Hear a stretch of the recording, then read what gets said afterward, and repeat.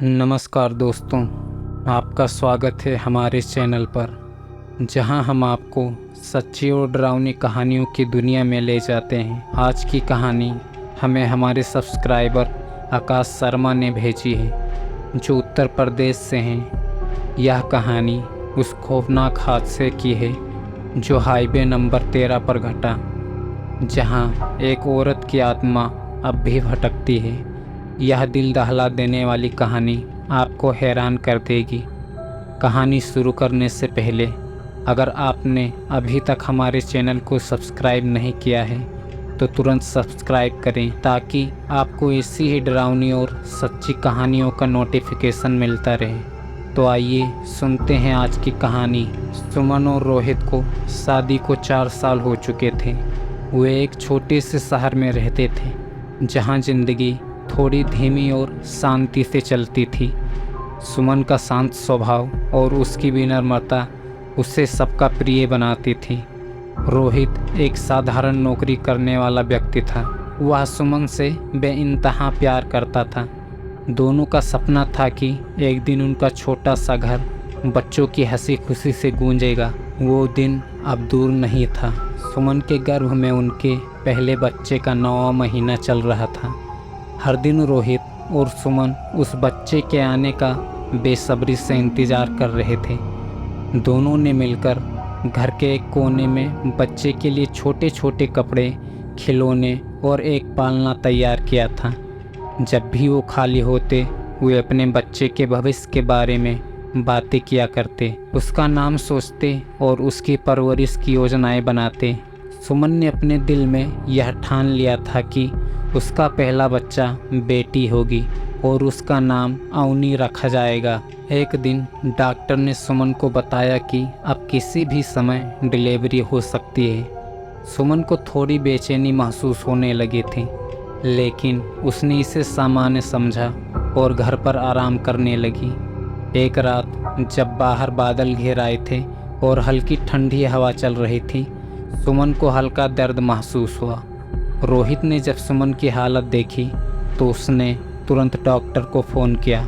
Doctor ने बताया कि सुमन को अब अस्पताल ले आना ज़रूरी है, क्योंकि जल्द ही डिलीवरी हो सकती है। रोहित ने जल्दीबाजी में कार निकाली और सुमन को कार में बैठाया।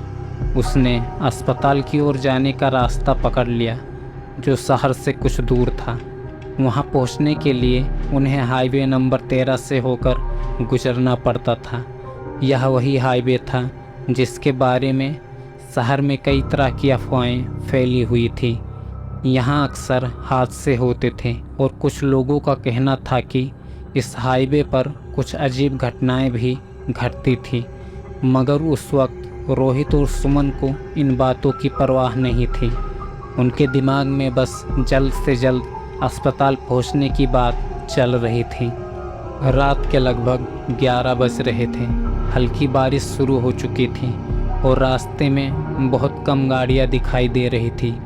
हाईवे नंबर 13 सुनसान और भयानक लग रहा था। सड़क के दोनों किनारों पर उगे घने पेड़ अंधेरे में और भी डरावने लग रहे थे। सुमन हल्की हल्की कराह रही थी और रोहित ने उसकी ओर देखकर उसे सांत्वना देने की कोशिश की। थोड़ा और सब्र करो सुमन, हम जल्द ही अस्पताल पहुंच जाएंगे, उसने कहा। सुमन ने अपने दर्द के बावजूद हंसते हुए कहा, लगता है हमारी अवनी जल्द ही इस दुनिया में आना चाहती है। रोहित ने हल्की मुस्कान के साथ अपनी स्पीड बढ़ा दी, मगर जैसे ही वे हाईवे के उस घुमावदार मोड़ पर पहुंचे, जो अक्सर हादसों के लिए कुख्यात था, सामने से एक तेज रफ्तार ट्रक अचानक उनके सामने आ गया। ट्रक की रोशनी इतनी तेज थी कि रोहित को कुछ भी साफ नहीं दिखा। उसने ब्रेक लगाने की कोशिश की, लेकिन सड़क गीली होने के कारण गाड़ी फिसल गई। एक जोरदार टक्कर हुई और गाड़ी एक किनारे जाकर पलट गई। हर ओर सन्नाटा छा गया। रोहित का सिर स्टीयरिंग से टकरा गया था और वह बेहोश हो चुका था। सुमन की आंखें खुली हुई थी, मगर उसकी सांसें रुक चुकी थी। उसकी गोद में पल रही अवनी भी अब इस दुनिया में आने से पहले ही चली गई थी। उस हाईवे पर एक और आत्मा ने अपनी ज़िंदगी खो दी थी और अब उसकी कहानी हमेशा के लिए इस रास्ते पर अंकित हो चुकी थी। इस दर्दनाक हादसे के कुछ हफ्ते बाद हाईवे नंबर 13 पर हादसों की संख्या और बढ़ गई। जिन लोगों ने उस रात सुमन और उसके बच्चे की मौत के बारे में सुना था, वे अब इस हाईवे पर जाने से डरने लगे थे। लेकिन सबसे अजीब बात यह थी कि कई गाड़ी चलाने वालों ने रात के समय इस हाईवे पर एक औरत को देखा जो सफ़ेद साड़ी पहने अपने बच्चे को गोद में लिए खड़ी रहती थी। उसकी आंखें लाल और दर्द से भरी हुई थी। कई लोगों ने बताया कि जब वो उसकी मदद के लिए रुके तो वह अचानक गायब हो जाती थी, लेकिन जब वे आगे बढ़ने की कोशिश करते तो या तो उनकी गाड़ी का संतुलन बिगड़ जाता या फिर अचानक कुछ ऐसा होता कि वे भयानक हादसे का शिकार हो जाते। कोई नहीं जानता था कि यह औरत कौन थी, लेकिन धीरे धीरे लोगों ने समझ लिया कि यह आत्मा किसी की नहीं बल्कि सुमन की थी। वह अब अपने खोए हुए बच्चे के साथ इस हाईवे पर फंसी हुई थी और शायद इंसाफ या मुक्ति चाहती थी। राज एक 22 साल का युवक जो शहर में काम करता था, अपने गांव लौटने की योजना बना रहा था। उसकी मां ने फ़ोन करके कहा था कि वह गांव आ जाए क्योंकि उसकी तबीयत ठीक नहीं है। राज ने अपनी कार ली और देर रात शहर से निकल पड़ा। उस रात हल्की ठंडी हवा चल रही थी और आसमान में बादल छाए हुए थे। राज ने रेडियो चालू कर रखा था और धीमे धीमे गाने सुनते हुए हाईवे नंबर 13 पर पहुंच गया। उसे उस हाईवे के बारे में ज़्यादा जानकारी नहीं थी, लेकिन उसे कोई डर भी नहीं था। रात के 12 बज चुके थे। राज की गाड़ी तेज़ी से हाईवे पर दौड़ रही थी, मगर अचानक रेडियो ने अजीब सी आवाज़ें निकालनी शुरू कर दी। पहले तो राज को लगा कि सिग्नल की कोई समस्या होगी, लेकिन जब उसने उसे बंद करके दोबारा चालू किया तो रेडियो से किसी बच्चे की रोने की आवाज़ आने लगी। राज का दिल जोर से धड़कने लगा। उसने रेडियो बंद कर दिया और ड्राइविंग पर ध्यान दिया। तभी उसने देखा कि सड़क के किनारे एक औरत खड़ी थी। वह सफ़ेद साड़ी पहने थी और उसकी गोद में एक बच्चा था। उसकी आंखें अजीब तरह से चमक रही थी और वह सड़क के बीचों बीच खड़ी होकर राज की तरफ देख रही थी।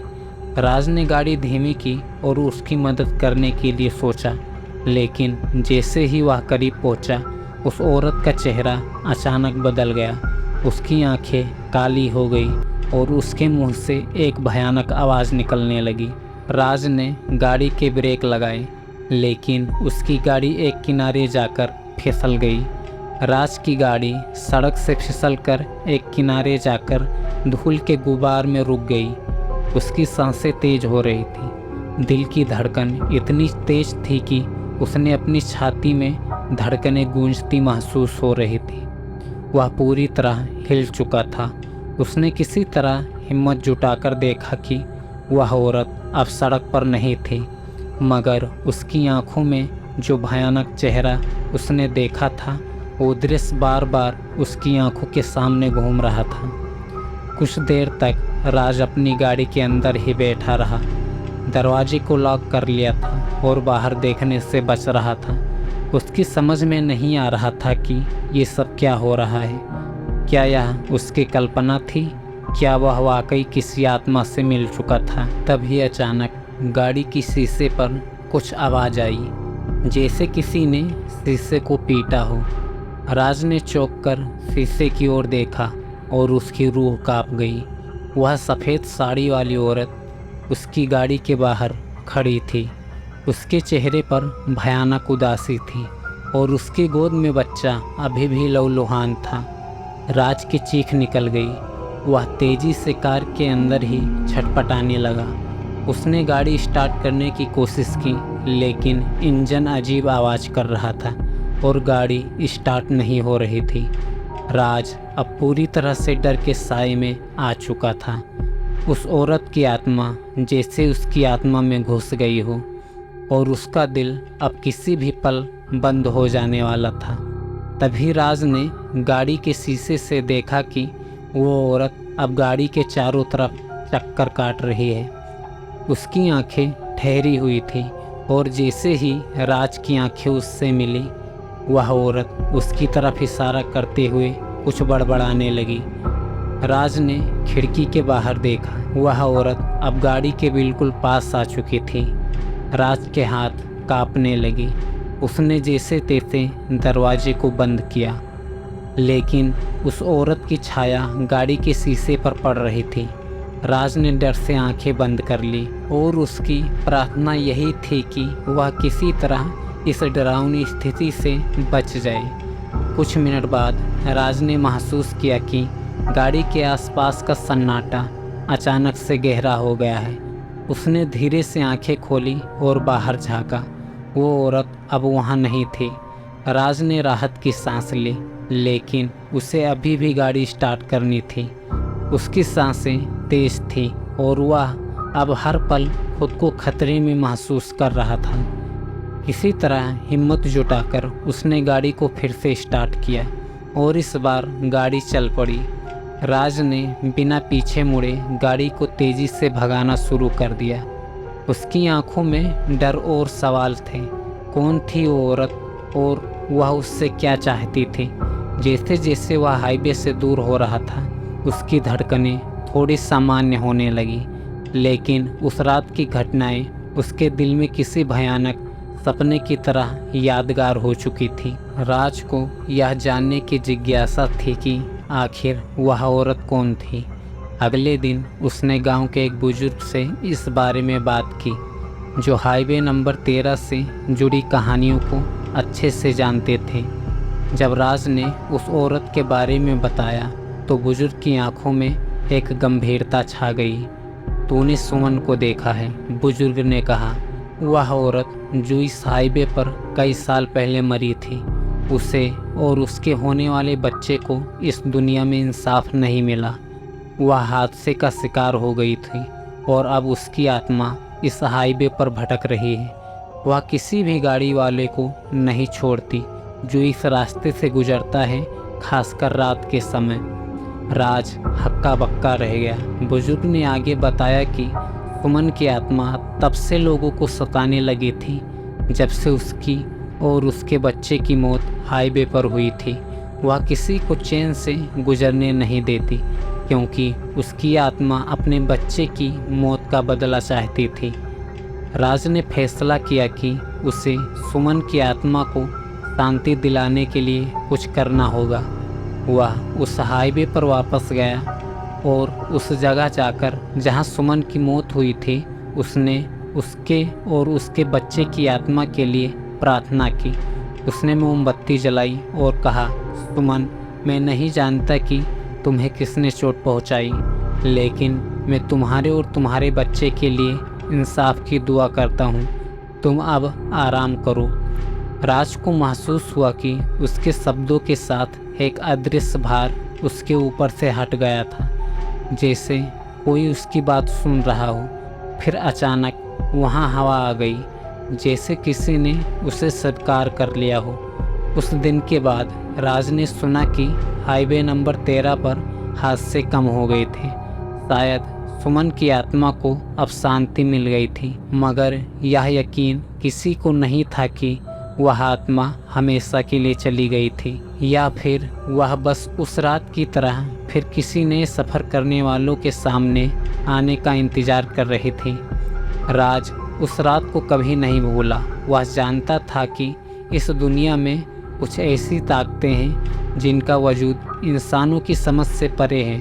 सुमन की कहानी भले ही अब ख़त्म हो चुकी थी, लेकिन उस हाईवे पर उसकी आत्मा की गूंज हमेशा के लिए छूट गई थी। तो दोस्तों, यह थी सुमन की कहानी, एक खौफनाक हादसा जो सुमन की आत्मा को इस हाईवे पर भटकने पर मजबूर कर गया। राज ने जिस तरह हिम्मत से सुमन की आत्मा को शांति दिलाने की कोशिश की, वह हमें याद दिलाता है कि कई बार कुछ कहानियाँ महज हादसे नहीं होती, बल्कि उनमें अनसुने और अनदेखे सच छिपे होते हैं। अगर आपको यह कहानी पसंद आई हो या इसने आपको डराया हो, तो हमारे चैनल को ज़रूर सब्सक्राइब करें और बेल आइकन दबाना ना भूलें, ताकि आपको हमारी नई कहानियों का नोटिफिकेशन सबसे पहले मिले। और अगर आपके पास भी कोई ऐसी कहानी है तो हमें भेजें, हो सकता है अगली कहानी आपकी हो। शुक्रिया, और अगली बार फिर मिलेंगे एक नई डरावनी कहानी के साथ। तब तक सुरक्षित रहें और सतर्क रहें, क्योंकि कभी कभी सच कल्पना से भी ज़्यादा खतरनाक हो सकता है। धन्यवाद।